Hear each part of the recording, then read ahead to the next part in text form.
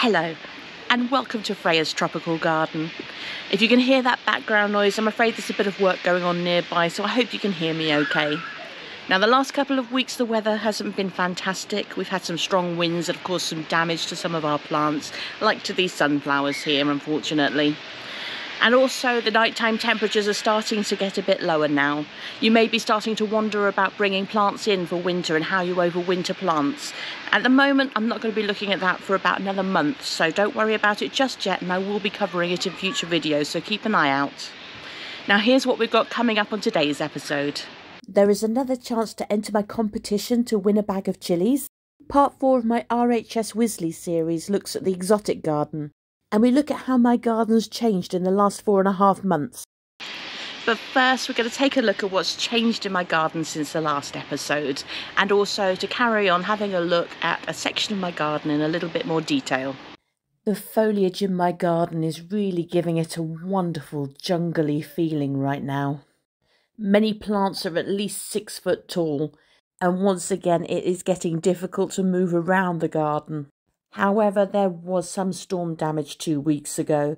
It's quite normal for banana leaves to shred when there's strong winds, but quite a few of my taller dahlias, including this Dahlia Recoleta, lost several flowers and flower buds that were coming along. So they're looking quite bare at the moment, but hopefully they will produce some more flowers before the end of the year. Pathways have been blocked by falling plants that have needed now to be either cut back or staked back up. And my tallest sunflower, the Russian giant, fell over completely. I've managed to get this staked up a bit, but it's not upright again.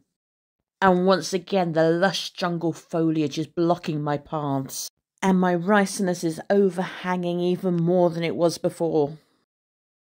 Fortunately, my tallest ricinus is still growing strong, although there was a couple of damaged leaves. It's now about 8 foot tall. In this bed, a lot of my plants have all grown to about 6 foot tall, and you can see here that the bananas are the same height as these wonderful Canna musifolia, and my Strelitzia Nicolai, which is also about the same height, and almost gets lost amongst all these lush green leaves. This is the tallest my Xanthodeschia Hercules has ever grown, and as you can see at the back it has really pushed my Colocasia Pink China to grow even taller, growing to almost 6 foot tall. Whereas cutting away a couple of leaves of Gunnera have actually exposed my Colocasia Coal Miner now, and that is really enjoying getting a bit of sunlight. This is the first time this year that I've actually been able to see this plant properly, and it really is one of my favourites. This bed was newly planted at the beginning of the year, and the beautiful pink Cleome flowers and this lovely pink Canna complement the pink of the cordyline next to it. My Spanish flag is starting to produce a few more flowers now. Ipomoea do flower throughout summer, however at the end of summer they produce a lot more flowers. And I'm still getting plenty of flowers from my cannas, although a lot of the petals were blown away by the strong winds, so I am having to wait a little bit for some of them to recover. But you can see here on this Canna Tropicana Black, even the seed pods are really attractive. And my Tropicana Gold is flowering now. This vibrant orange flower really looks striking against the gold stripe in the leaf. It's taken a little bit longer to flower, but it's definitely worth it. And I'm really excited that behind this lovely orange Canna is my Canna Robert Kemp, which is about to flower for the first time. I'm not sure this Canna will necessarily be of any consequence to anybody else but me, but as my great-grandfather's name was Robert Kemp, I just had to have this variety, and thank you to Heart Canna for going out of your way to source it. My Dahlia Happy Days is still flowering, however I haven't been keeping on top of the deadheading, so it's not flowering as much as it normally would at this time of year. And one of my gingers has started flowering. This is a beautiful, vibrant orange colour, however the flower only lasted for a couple of days before it died. And I noticed this tiny little pink flower on my Tradescantia, which is really attractive. The flowers on my Salvia Amistad are starting to fade now. However, my Salvia Bethelii has started to flower for the first time. This lovely pink flower mixed in amongst the purple of the Salvia Amistad is very attractive. and this lovely purple flower that I found on my solanum, which is a plant that I'm growing for its unique foliage with these beautiful rich orange spines growing from the leaf. Last winter I bought 2 types of amaryllis, the Minerva and the Temptation, and I heard that if you planted it in the garden throughout the summer, then you'd be able to dig this up and repot it in winter so that it can flower again. Now the slugs have very much got to it, but I'm hoping this is still going to be able to produce some leaves. So I've potted this up. They like to be tightly root bound in their pots, so I've chosen the smallest pot that I can, and we'll see how that goes. Next, I'm going to take you round all the plants that are growing in this island bed in my garden.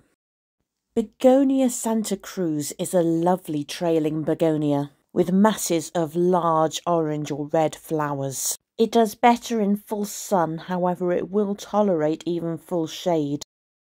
Dahlia Happy Days is absolutely stunning with this dark foliage and bright, vibrant flowers. For best results, plant in pots first to let the roots establish. The Begonia Starshine Bronze Papaya should grow very similar to the Santa Cruz, and the dark orange flowers contrast beautifully with the dark green leaves. I have a few of these dotted around the garden, and hopefully they'll be spectacular next year. These little pups belong to the Musa Basju growing beside it. Musa Basjus can grow 10 to 15 metres tall, but these little pups are the easiest way to propagate them. Last winter I was surprised that my Begonia Rex Silver Spirits survived with only a piece of fleece on top. So this winter I'm going to be trying with my silver lace to see if that makes it through. Trachycarpus wagneranus is a beautiful compact palm. Its rigid leaves provide good protection from strong winds, and it's hardy across most parts of the UK. They're best planted in well-draining soil and don't like to be too wet. The ricinus I've got growing in my garden at the moment are all cross-pollinated from others that I've had in previous years. They're not hardy in the UK, but they are great to grow as annuals because they'll grow up to 8 foot tall in one season.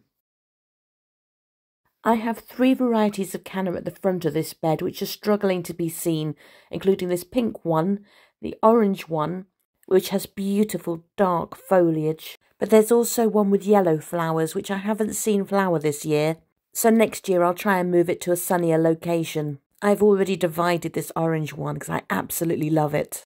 My crocosmia is finished for this year, however earlier in the year it was looking absolutely stunning.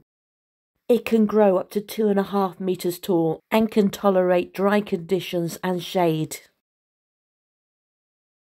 My Nicotiana was bought as Nicotiana glauca, however, I think the seeds were crossed with another variety.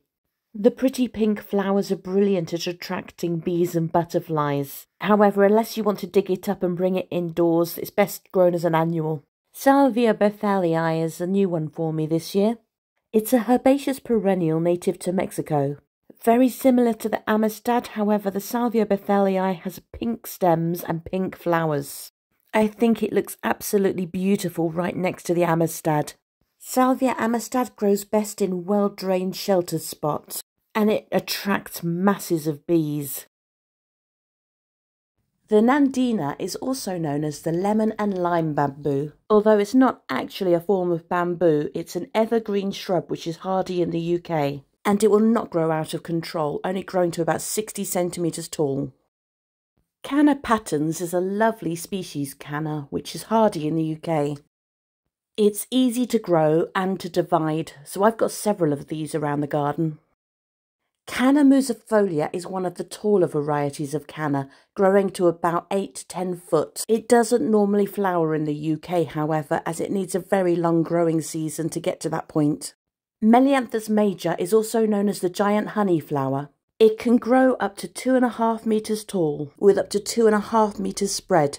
In warmer parts of the UK they are evergreen, however they can die back to ground level in cooler areas. It gets its nickname from the flowers that sometimes look like they're dripping honey. Strobilanthes diariana is an absolutely beautiful plant with striking purple leaves. It's not fully hardy in the UK, but can be propagated by cuttings.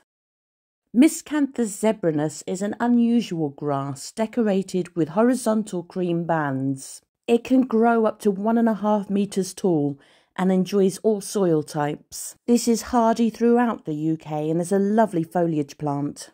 Washingtonia robusta is also known as the sky duster palm.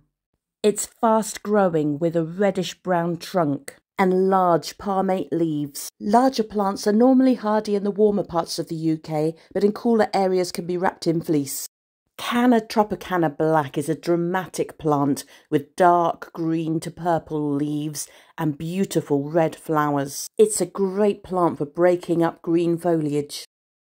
Although this canna was sold to me as Queen Charlotte, I think it may have been mislabelled, possibly Indian shot tropical yellow. However, it's too much in shade to flower at the moment, so I will be moving it to my new bed. Brugmansia sanguinea is known as the red angel's trumpet. So far this plant has proved hardy in my garden, although it does get cut down to ground level each year. I haven't yet seen the beautiful red angel's trumpet flowers, however, although it did start to produce flower buds last year. Unfortunately, winter hit just too soon.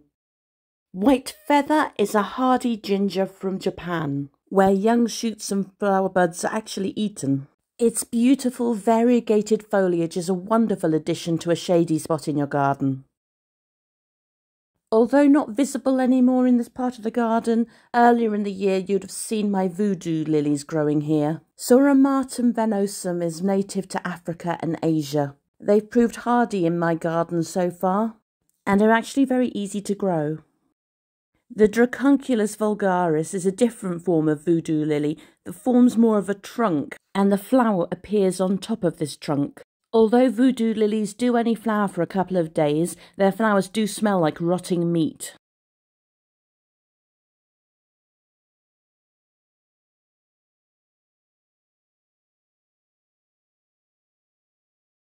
Now it's competition time. I've been growing plenty of hot chilies and I'm going to be giving away a bag of chilies to one of my viewers. There's only 2 weeks left to enter, so here's how you enter. It's competition time now, and I'm giving you a chance to win a large bag of fresh chilies. If you're following my videos this year, you'll know I've been growing a large variety of chilies, some super hot varieties and some milder varieties. So pending nothing happening that might destroy my crop, I'll be harvesting a large bag of these chilies and giving it away to one winner. It will be a mixture of varieties, including some that claim to be the hottest chilies in the world. And these chilies can be kept in a freezer like this bag, so don't worry that you've got to use them all up in one go. You can just take them out the bag as and when you need them. To enter, just make sure you're following one of my social media accounts, either on Facebook, Instagram, or Twitter or X. Share my competition post and comment at the bottom just to confirm that you live in the UK. Good luck everybody. The competition closes on the 15th of October and I'll be drawing the results shortly after. Next up, we're going to take a look at part 4 of my RHS Wisley series, which takes a look at the exotic garden, which is outdoors. Part 4 of my RHS Wisley series focuses on the exotic garden. Created and opened in 2017, the exotic garden showcases plants that have a tropical look and feel, but will flourish in an outdoors typical UK summer climate. The exotic garden is designed around a central fountain, with intimate pathways allowing you to explore and appreciate the immersive planting. Lush foliage and bold colours from large leaves and vibrant flowers make this an absolutely spectacular sight. This stunning hibiscus is the first thing I saw as I entered the garden, with these huge hot pink flowers that can grow up to 18 to 25 centimetres in diameter. This plant is a perennial that likes full sun and can survive down to minus 15 degrees Celsius.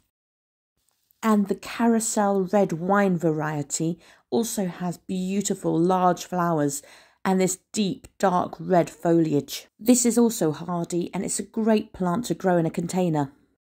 Ipomea Spanish flag is a variety that I grow in my garden, however mine isn't in a sunny enough spot. This is absolutely bursting with flowers. It's known as the fire vine and can grow up to 5 metres tall.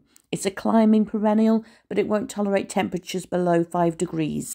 Fedor's sister is a stunning variety of Begonia rex with these deeply veined leaves, while the Begonia luxurians is one of those marmite plants that you can either grow really easily or you just really struggle with every time.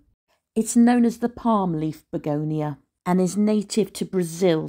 It can grow up to 2 meters tall, but is best kept out of direct sunlight. And these plants do not like sitting in wet soil, so it's best to almost let it dry out before you water it. Begonia grandis is also known as the hardy begonia and is hardy throughout the UK. It's an absolutely beautiful plant with masses of pink flowers, and this lovely green foliage turns bright red in autumn. I love this begonia, Ricky Minter, with this unique, vibrant foliage. It's not a hardy variety, but it's definitely worthy of a place in the garden. And the beautiful red foliage on this high-low holiday reminds me of the Inca Nights begonia in my garden. Another plant that I grow in my garden is the Colocasia mojito, with its beautiful lime green leaves flecked with deep purple to black. It's frost tender, but mine survived the last couple of winters in the ground. My Colocasia Jack's Giant didn't come back this spring, although it has previously got through winters outdoors. Its huge leaves can grow almost 1 metre long, while the Fontanacea is one of the hardier varieties of Colocasia. And this is a stunning variety with its deep blue-green leaves with dark, shiny black cast. And it grows up to 5 or 6 feet tall. I've actually just ordered one myself, so I'm looking forward to giving this one a go in my garden. Colocasias need lots of moisture during the summer months and do very well in bog gardens or beside ponds. However, during winter it's best to keep the rhizomes as dry as possible. Mahonia softcaress is the RHS Chelsea Flower Show Plant of the Year of 2013. It's hardy and it's evergreen, so this is a wonderful addition to a tropical garden where these qualities are rare. It can grow up to 1.2 metres tall and enjoys sun or semi-shade. Coleus trusty rusty is a tropical evergreen perennial, however it will need to be brought indoors for winter.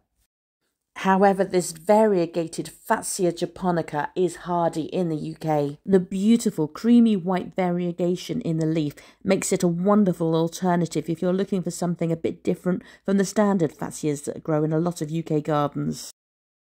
One of the biggest mistakes people make when they buy a monkey puzzle tree is not appreciating the size that this will actually grow to. It can grow up to 25 metres tall and 10 metres wide and can live for 1,000 years, so it really is only suitable if you've got a very large garden.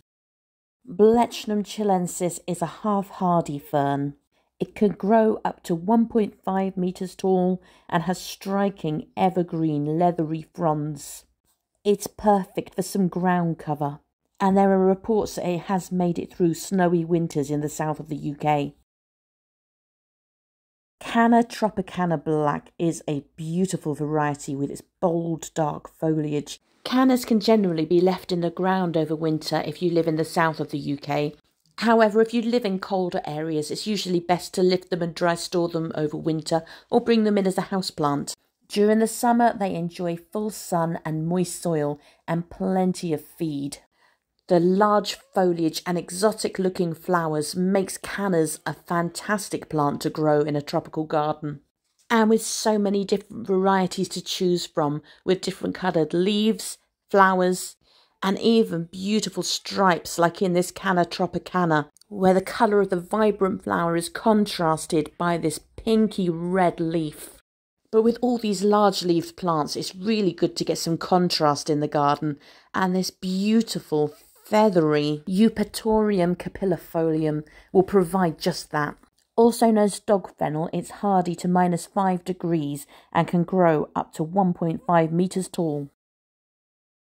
The Abutilon cerevisiae is a wonderful, variegated variety.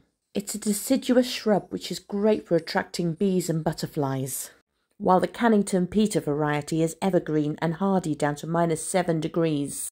And it has these beautiful bell-shaped flowers, which again are brilliant for attracting bees and butterflies. The pineapple lily, Eucomis pallidiflora, is otherwise known as the giant pineapple lily. It has these beautiful white-green flowers that appear in summer. It likes a sheltered position but won't survive severe hard frosts. However, Camosa Oakhurst is totally hardy with its maroon leaves and pink flowers. And Hedychium Helen Dillon is one of the hardiest gingers that you can get. This plant has superb bold foliage and exotic orchid-like white fragrant flowers, is hardy down to -14°C without even needing mulch. The Passiflora purple haze can grow up to 7 meters tall and enjoys full sun or part shade. It's frost hardy and has beautiful exotic looking flowers. Dahlia Mystic Sparkler has hot flamingo pink flowers with yellow halos. This is hardy down to about -6° and likes full sun. The Karma collection have been bred for cut flowers because they can last in a vase for 7 to 12 days. And the Karma Choc is one of the darkest varieties of dahlia. And these deep red flowers can sometimes appear almost black. Tetrapanix Daisushan is a fabulously flamboyant shrub that can grow up to 5 meters tall with huge palmately lobed leaves. Solanum quitoense is a tropical perennial plant from South America.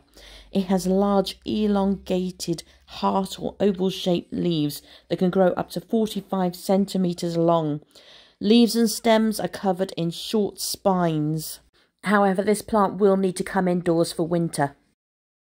The New Zealand black variety of Ricinus has big metallic dark purple leaves and red or purple flowers or seed pods. This is a fast-growing annual that can grow up to 7 feet tall. It's an architectural plant that is perfect for any tropical garden. While the blue giant variety is a dramatic, exotic plant that grows up to 10 feet tall. It has huge blue-green leaves but is very tender. Paulownia tomentosa sinlingensis is native to China. And just like the Paulownia tomentosa that many of us are growing in our gardens, it does need to be pollarded if you want to keep the lovely big leaf shape. Saccharum officinarum is a tender rhizotomous perennial grass. It's got fast-growing stems and the leaves are crimson when young. However, it does need to be kept frost-free over winter. This pinus is named Sheffield Park after the park in East Sussex where a 100-year-old specimen was the last one left on the planet. Conservationists were unable to propagate it. However, an expert from Lime Cross Nursery was able to graft it and now they are the leading supplier in this plant. Schefflera rhododendrofolia is hardy throughout most of the UK. It comes from the Himalayas and can grow up to 10 foot tall with umbrella-like leaves on purple stems. Ensete ventricosa morellii enjoys full sun and well-drained soil.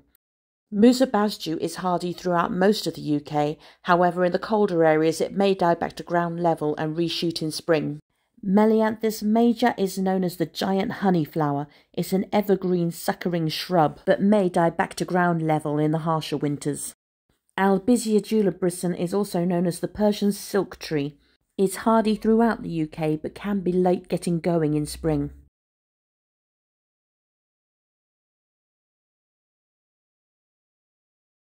Now, tropical gardens do change quite a lot over the summer months. At the moment, I feel like I'm standing in a jungle.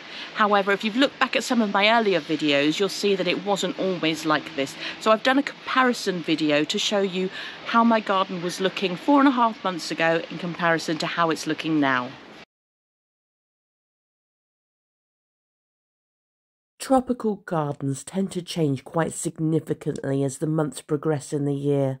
And by October they are generally producing that jungly foliage feeling. So here I'm going to replay my video from the 14th of May while trying to replicate each shot to show you how the garden looks now.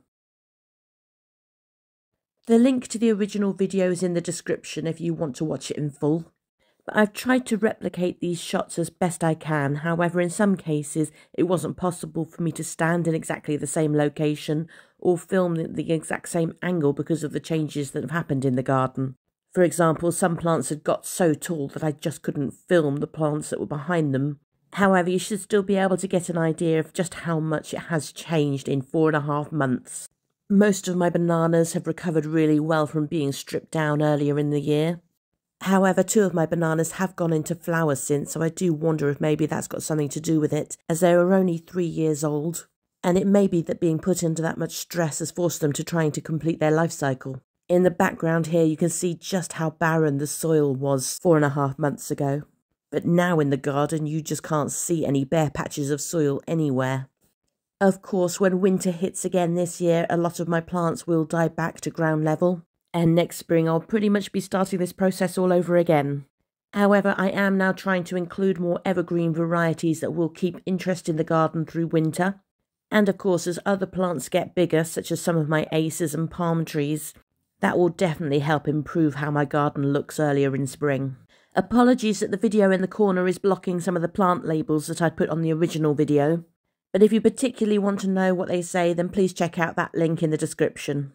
Of course, some of these changes that have occurred are because I've planted new plants in that spot since, such as this Ensete that is now next to the Strelitzia, while other plants like this Eucomis sparkling burgundy with its beautiful deep red leaves is now completely covered by all the other green foliage that surround it. The original video here was showing how my Mosaica mensis had died back to ground level over winter. Now you can see it's come back with a couple of pups, while my slower growing Musella banana is now taller than it's ever been, and even has a couple of pups growing of its own. My second Musella banana over here is also doing really well now, while this section of grass is where I've now started building my new bed. At the beginning of the year, I was just letting some of my flowering weeds grow because I wanted to attract more bees and butterflies into the garden. Now, as you can see, there is so much growing there in that space. The ruin behind me here is one exception because that's actually died back due to lack of watering. And although the Gunnera has got bigger since this was filmed, I have cut back a few of the leaves to allow some light through to other plants. However, this arum lily is absolutely huge now. While this one does normally produce a few flowers at this time of year, but it's not flowering yet. 4.5 months ago, my azalea was looking absolutely beautiful, but now you can't even see it. And the cannas are the main source of colour in this area now. The anemones have died back to ground level, but there's plenty of foliage plants there taking its place, as well as some deep purple from my Salvia amistad, whereas the foliage that's grown up against this huge pot of bamboo now almost completely masks it. My spotty dotty is still present under the foliage of the bamboo and the gingers and the red hot pokers. Of course, they've finished flowering now, and the fruit that follows has now gone. My Washingtonia palm trees were definitely hit hard by the harsh winter, but they're looking lush and green now.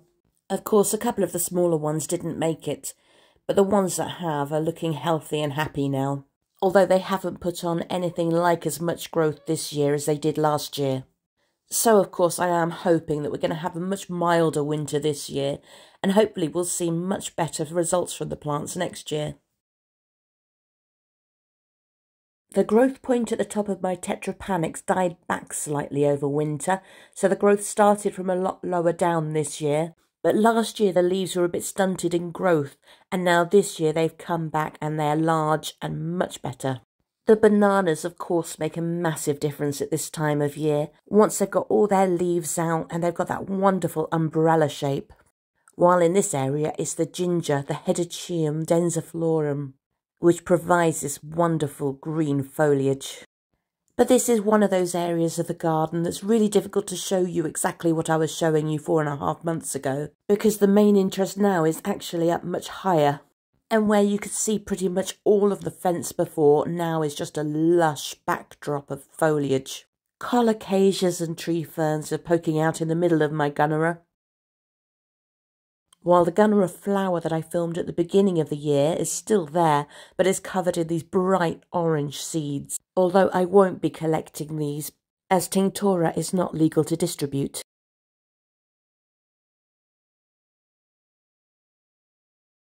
That's all we've got time for today. I hope you've enjoyed watching. Now this is what we've got coming up for you on the next episode. I visited the subtropical garden in London's Battersea Park. I've started collecting some seeds and I'll take you through the process of how to do this. And of course there'll be another update on my tropical garden. If you're enjoying this content, then please do make sure you're subscribed to my channel. This is still a new channel, so every subscriber really does make a difference. You can also turn on notifications to make sure you don't miss any of my new videos. And please let me know what you think in the comments because they really do help my channel to grow. You can also follow me on social media for links to my latest videos and my photo of the day, in which I usually share photos of flowers from my garden, along with their names if known. You can follow me on Facebook, on Twitter, Instagram, Threads, or you can join my Facebook group to ask questions or share photos. And you can find all of my YouTube videos on the Freya's Tropical Garden website, which I will also be expanding to provide advice pages as well as items for sale. Links to these pages are included in my description.